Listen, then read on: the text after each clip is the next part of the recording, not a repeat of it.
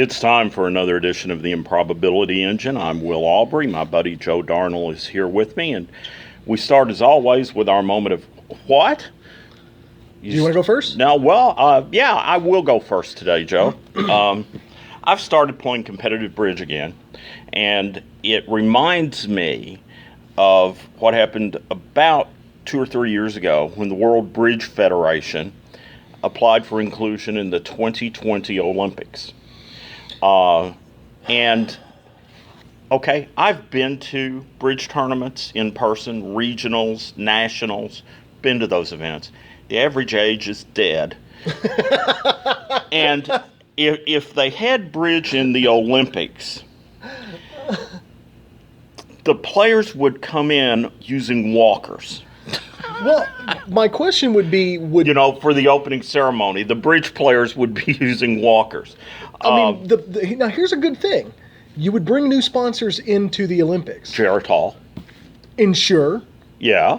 Depends. Yeah. These are all brand new, and they're not buying time now. I'm just saying, you're going to spend, if you're NBC and you're spending $1 billion on the Olympics, sure would be nice to have a new demographic besides, the Gatorade and Wheaties crowd. Now, back when I was traveling, playing in tournaments, I was playing with Rebecca, who was my partner that I used to go to all these tournaments with. And so we're at this bridge tournament. And as I said, most of the women there are 65, 75, and some older. But this one woman was maybe 45 or 50, and she was seated right behind Rebecca across from me. And she got up and stretched. And I guess I must have been gazing because Rebecca said, "Really, Will?" And she didn't even have to look around.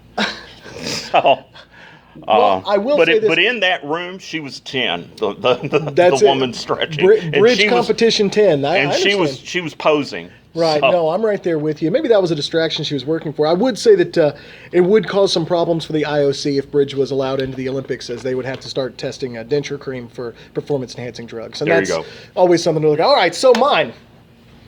On the other end of the age spectrum, we go to the NBA Summer League. Oh, Lord. And Lonzo Ball, the highly touted draft pick out of UCLA, he has not had a great start to his summer league and his NBA career. He's struggled. He's had some issues. The big thing with Lonzo Ball, of course, is his father, who's this brash, and he's always talking and doing all this stuff, and their creation of Big Baller Brand. Now, Big Baller Brand is a shoe line and clothing line that he's come up with, and Lonzo Ball's signature shoe is by Big Baller Brand. It's the ZO2.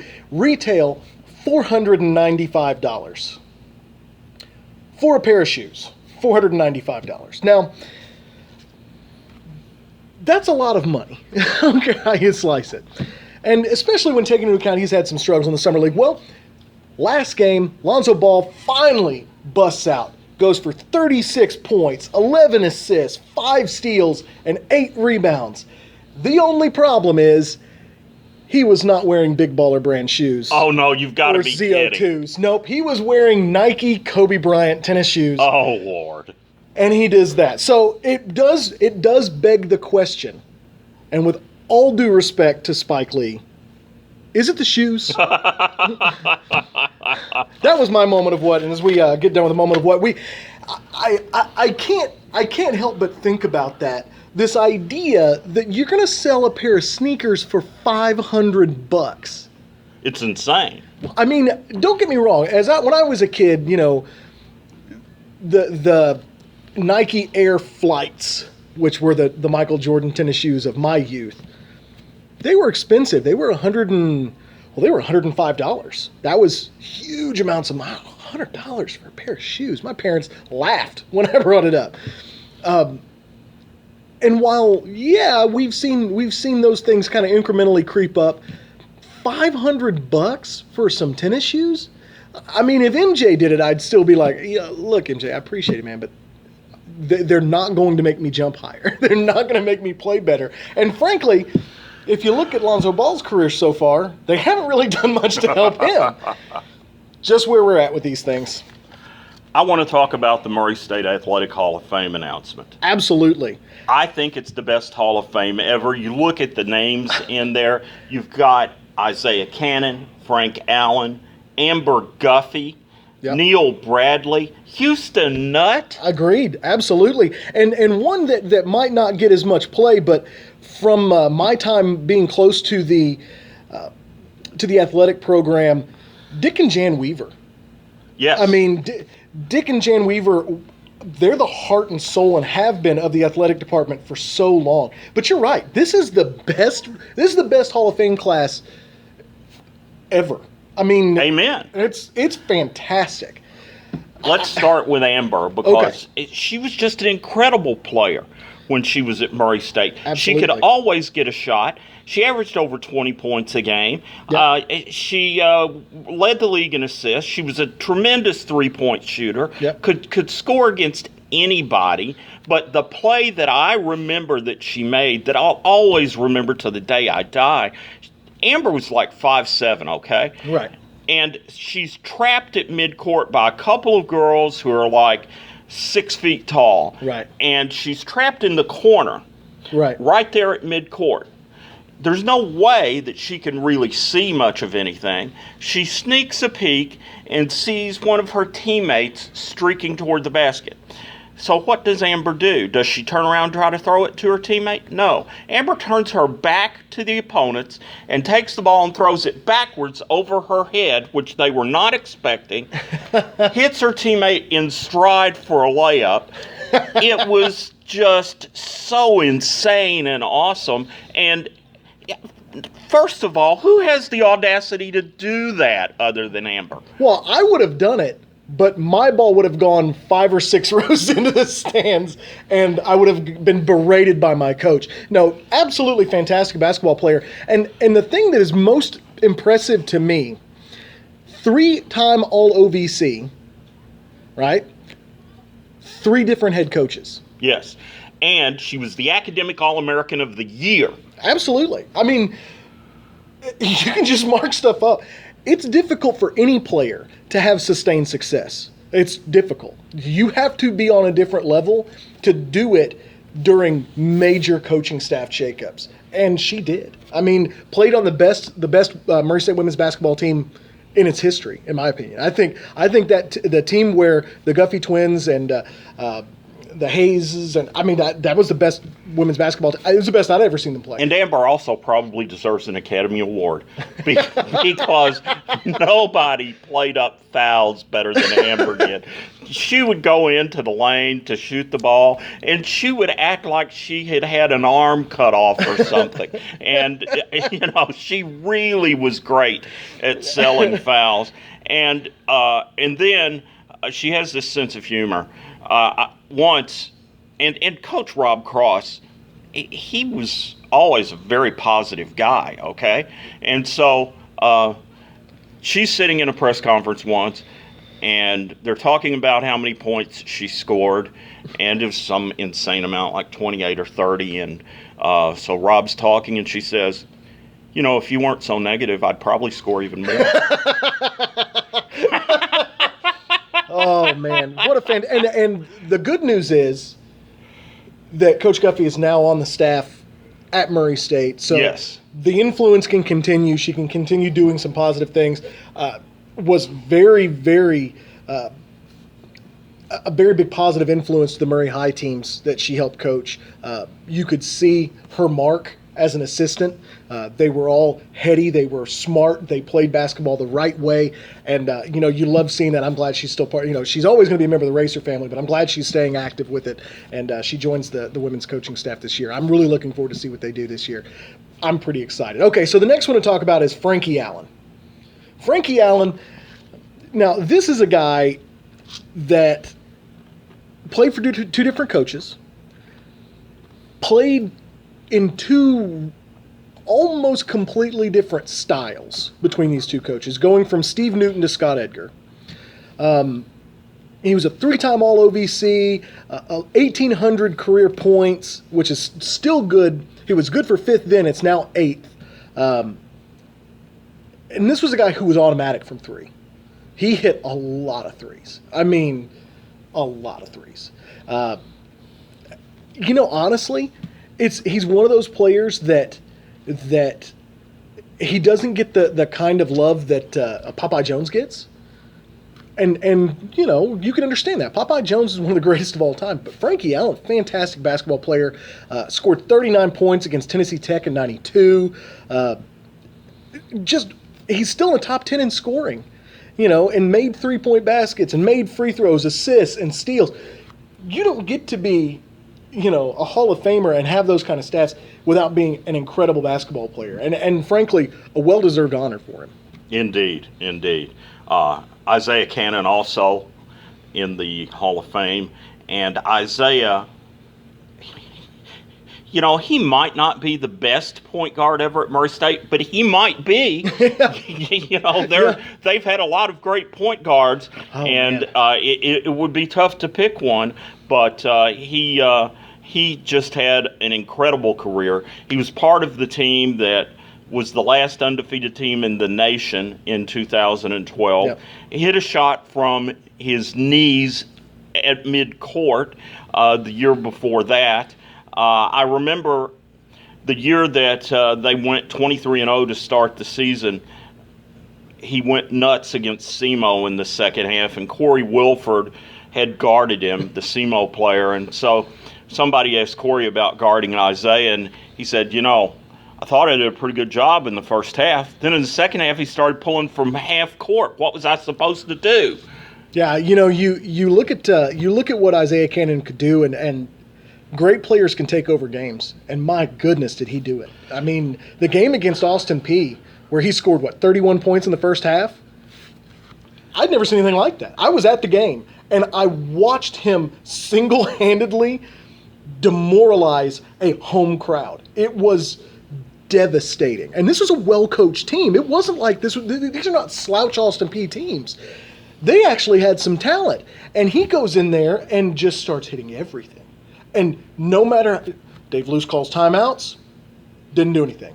They change defenses, they change players guarding him, they go to a triangle and 2 or a box and 1, and they do all this stuff that you go, now they're just throwing junk defenses out there. What are you going to do? And he just takes one step further back, drains the 3. I have never seen anything like that. And to the point where, the fans on the lower bowl at Austin Peay are always loud. Yes. I watched them sit down. I watched them they were done. First half, they were done. I'd never seen anything like that. Interesting anecdote about Isaiah. And very few people know this. I doubt that anyone who didn't read my story about Isaiah and Ed know this. But he had a problem with his feet. They sweated like, it was incredible. So he would have to change shoes during games. Oh, man. Because his shoes would just get drenched. Right.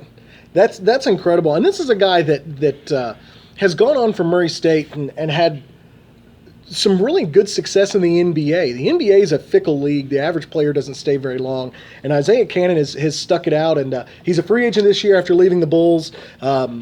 But I look for him to be signed. I think he showed his value in the playoffs last year.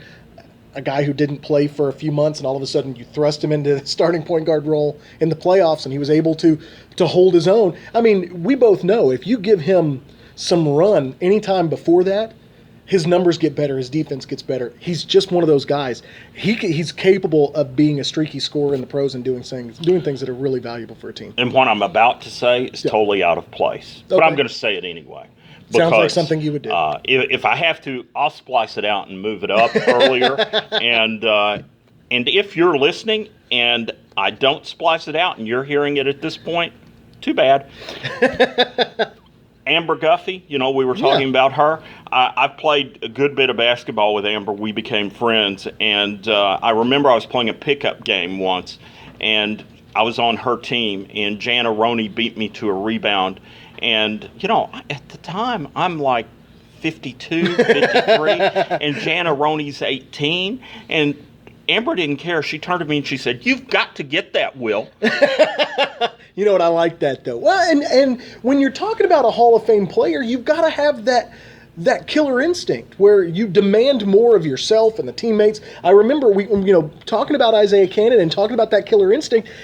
The last shot he hit before Dave Luce called a timeout in the first half against Austin Peay, where he just ran off there, he was walking off the court, banging his chest, telling us, "Find me." Because that's how hot he was. Find me. When we talk about Isaiah Cannon, 3-time All-OVC, 2-time Player of the Year, and OVC Freshman of the Year. You can't really do much more than that. This is a guy that's fantastic. He's going to be a Racer legend for, as long as the program lasts. He'll be that guy that people talk about. Hey, I watched him play. I watched him his freshman year. I watched him his junior year. I watched him get drafted, so on and so forth. Another friend of mine in the Hall of Fame, Neil Bradley. And the voice. For those who don't know, he's Joe Smith. You know what? When someone told me that was his name, I thought they were lying to me. But I'm here to tell you, in as much as Joe Smith is the quintessential nondescript, non-de-plume, Neil Bradley is a name that everybody in Racerland knows. Absolutely. He is the voice of the Racers, and he's done more than that. Now, he's done football games. He's done basketball games. He's done the Girls' Sweet 16, and consummate professional, does a fantastic job, always knows what's going on, really does well painting the picture, all the stuff that you want from a play-by-play man, but there is something. He's got that special something on the radio. Whenever you hear great voices in sports broadcasting, I automatically think of guys like Joe Buck and Harry Carey or Mel Allen. These are guys in baseball they're legends. Whenever you think about college sports, it's a guy like Kaywood Ledford at UK who, while he was the voice of Kentucky basketball, he was a voice that people grew up listening to. And there have been so many that are like Ed that. Calais. Exactly. You get those guys that are that sport. Neil Bradley is the voice of Racer basketball. He's Amen. the voice of Racer. I mean, you can listen to him and he doesn't have to tell you stuff. All right, the refs aren't calling anything right now. You can tell by the tone of his voice. Or, boy, we got away with one. You don't have to hear him say it. You just know by listening. Racer fans know how the game's going, not because he tells you the score or where you are in the in the game. Although I will say, the best piece of advice I ever got was from Neil Bradley. Whenever we were starting to do football, I was like, what can you tell me? He goes, make sure they know the score and how much time is left. Amen.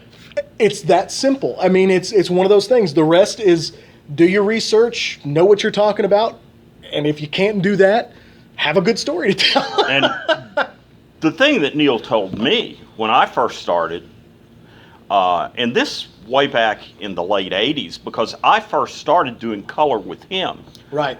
And so he told me, he said, never say we. You aren't a coach. Right. You aren't a player. Never say we. And, that's something that I've always adhered to.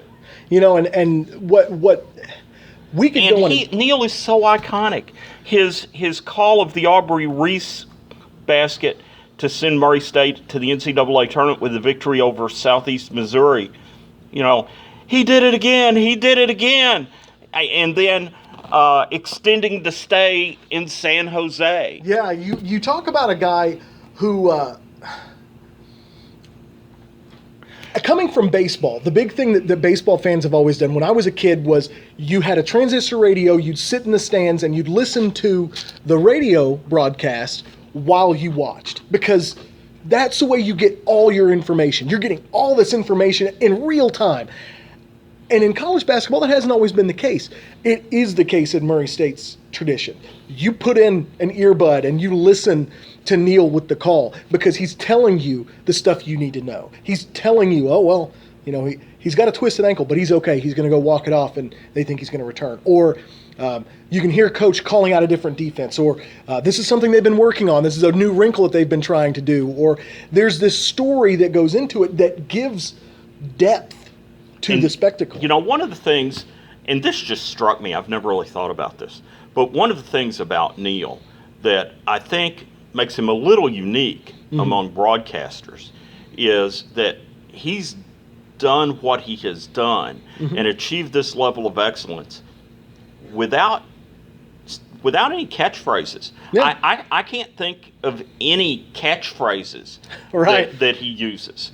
No, I'm right there with you. And some would say that's the one place where he has failed to grasp the marketing side. And I think that's hogwash. This is a guy who he lets the quality of the call be what happens. He's not going in with some sort of preconceived notion of, well, if this happens, I'm going to say this, or Right. if this happens, I'm going to say that. And frankly, I think it comes across as real. And It does. if he shows emotion, it's because it's real emotion. If he's exasperated or if he doesn't understand something, that comes through. If there's some negative thing happening, you can see it. If it's something positive, it's real. It's not scripted. And there's something genuine about that has been lost in a lot of this, this mainstream smoothing over of play-by-play. I mean, we watch it now. ESPN's moving away from having guys at the facility doing play-by-play. How can you do that? And you want to look at him and say, yeah, you're saving some money, and frankly, it's not my money, so I get that you want to save it. But all you've got to do is listen to a guy like Neil, and you understand why being there is important. You get a grasp. He'll tell you if it's 115 degrees in the gym. He'll tell you if it's a sparse or a late arriving crowd in Moorhead tonight, or if there are some colorful phrases coming from the other coach, or stuff of that nature. It's real and it's true and it's genuine. And one of the things that he's best at is interviewing coaches, because as a member of the media myself, I've been to so many post-game press conferences where reporters ask questions, and half the time the question really is them saying what they think and asking the coach if they agree. They're trying to take their opinion and foist it onto the coach. Yeah, they're already writing the story. They're trying to develop a narrative already. That's right. And they don't have any business doing that. Neil never does that. And he also never asks the lazy question that reporters ask over and over again: how does it feel? Right. Yeah, there's a mark of a good journalist that you can go in knowing, okay, this is going to be a tough interview. And not only do people walk in knowing, all right, this is going to be a tough interview, not from a standpoint of he's going to be belligerent or anything like that, but he's going to ask me questions that are difficult, that I'm going to have to really give an answer to, that I don't have coach speak for, but also do it in a way that is disarming. Yes. That makes you want to answer the question, that makes you want to, and there's skill in that. This is a guy that does it. He is absolutely, they don't call it the Hall of Fame, but he is a Hall of Distinction member for a reason. That's exactly what Neil is. Neil is the voice of the racers. I don't see how there's any other way around that. I mean, it is what it is. That's what you got with him. Who you got next? Well, there's a couple here. Houston Nutt. Houston Nutt, the former football coach at Murray State, really came in to being the head coach at Murray State at the program's lowest point. They hadn't won many games, and here comes this young coach, this guy out of Arkansas who changed the mentality of the program, and did so in a way that it captured the community's imagination.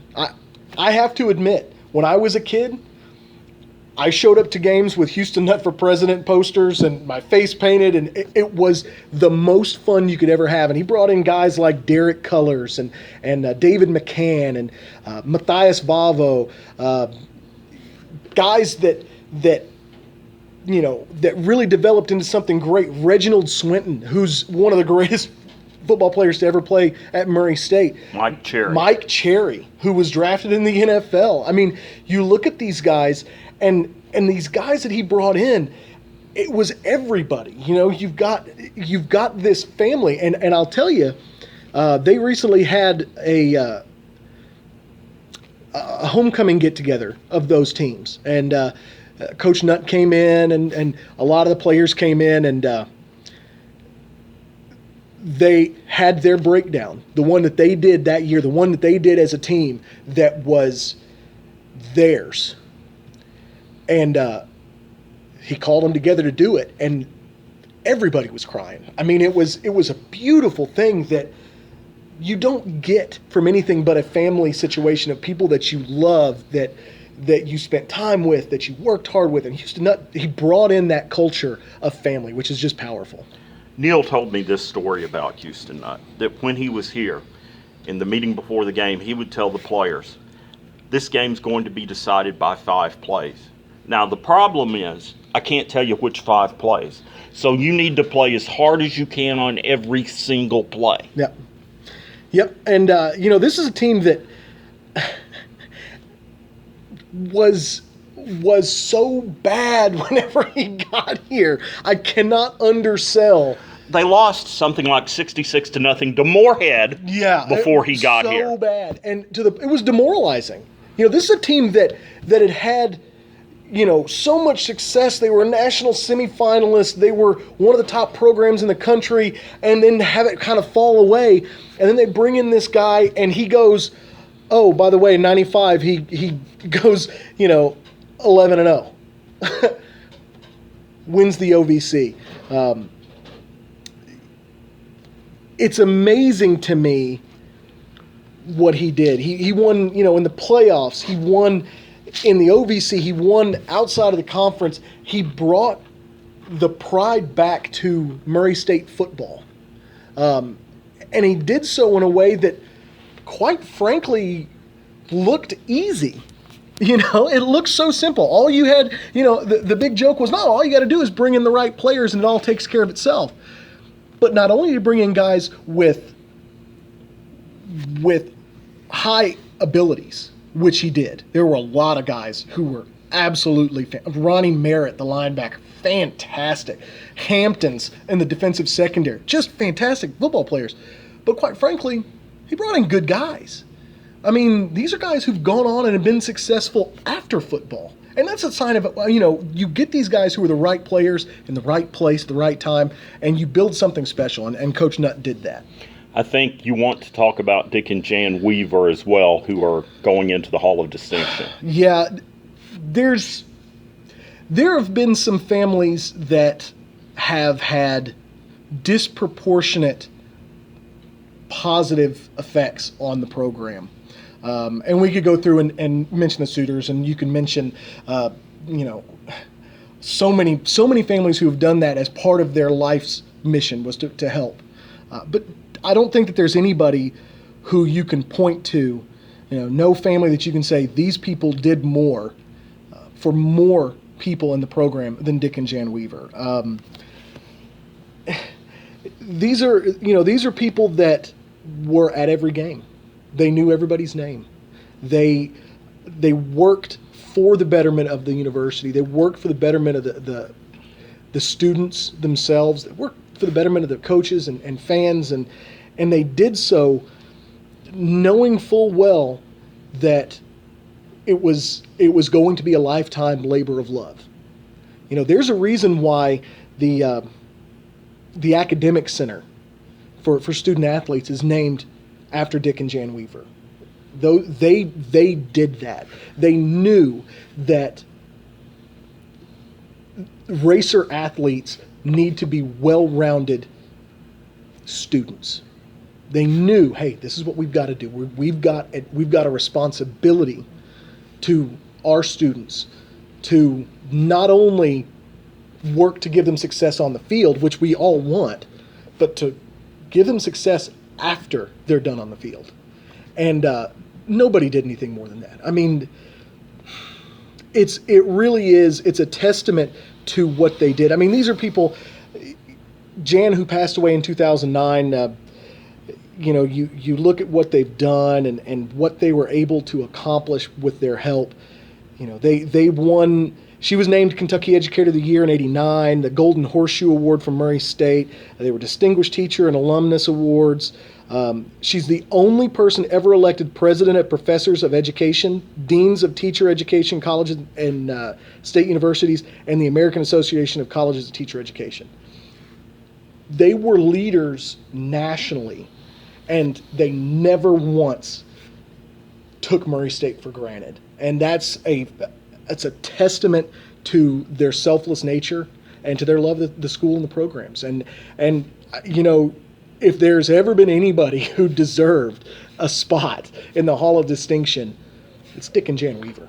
I don't know that we can say much individually about the rest of the members of this class. This is how good the class is. You could go through and do 3 or 4 podcasts on this class alone. But go ahead and read the other names. Absolutely. Sarah Dearworth, who played volleyball, Rebecca Clay, the soccer player, both outstanding careers in their sports, best in the conference through their time for multiple years. You've got Danny Lee Johnson, who was a team captain on the football team, second leading all-time rusher in Murray State history, rushed for 2,500 yards. Just an amazing amount of success. Sandra Edwards, who is also beloved by the people in the athletic department, a person who was giving and caring and loved by everybody in that office. You know, everybody knew her, everybody loved her. The student workers up to the career people, just a fantastic person to have on your list. Of course, Isaiah Cannon, Frank Allen. You know, you get these every once in a while. Hall of Fame classes are a bit uneven. You know, you'll get one Hall of Fame class where you've got people that everybody knows, or you have people that you're like, oh yeah, this person worked tirelessly behind the scenes to do amazing things, or was paramount to the creation of this program, or was the first to really bring success to Murray State. Very rarely, and it works in a cyclical manner, very rarely do you have a Hall of Fame class where the individuals are as distinguished all around the way that this class is. It's amazing to me to see. I tip my cap to Murray State Athletics. I guess if I was ever going to gripe about anything, I'd ask, what took you guys so long on all these guys? It's fantastic. It's a great class. They did wonderful. I tip my cap to them. Anything else on Racer Athletics? No, I think we're still working on the schedule, but the brief dalliance with the Missouri Valley Conference has slowed us down. We're still not outside of our normal time to get the schedule, but I think that's caused some slowdowns. We have an idea of some of the teams that we're looking at. Most of them are teams we played last year, and we've just got continuing contracts. So we've got SIU and Middle Tennessee State, Wright State, Detroit, Illinois State. But a couple other games are going on that they're going to try to work on, and hopefully we'll get some information on soon. But I'm ready to change gears to some high school coaching news, because there's been a lot since our last podcast. It's been a bit crazy, Will. Do you want to tell the people about it? No, I don't. I just wanted to leave it with that. No, so the 4th District basketball on the boys' side experienced a year of coaching flux that I've never seen the likes of. This was it's nuts. I don't think I've ever seen anything like it. Terry Birdsong leaves Callaway County to go to Marshall County. So he's the new coach at Marshall County. Murray High's coach gets a job as a administrator in a different school. So now you've got Terry Birdsong has left one school and gone to another. Now he's at Marshall County. Callaway and Murray are both looking to fill their head coaching positions at the same time in the same year. That doesn't happen very often. And quite frankly, that puts a lot of pressure on those programs to replace the folks that they have to replace. For Murray High, I said all along that they don't have to look very far. They can just keep their searching. Their search should be within about 5 feet of the locker room.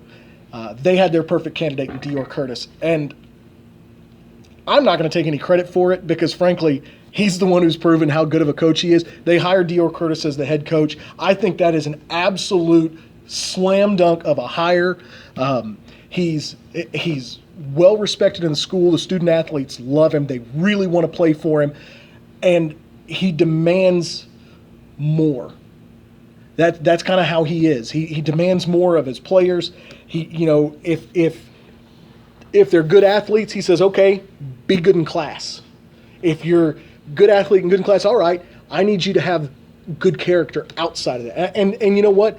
He comes from a long line of, he's worked with a lot of coaches who had the same kind of mentality, and he's developed that amongst, in himself.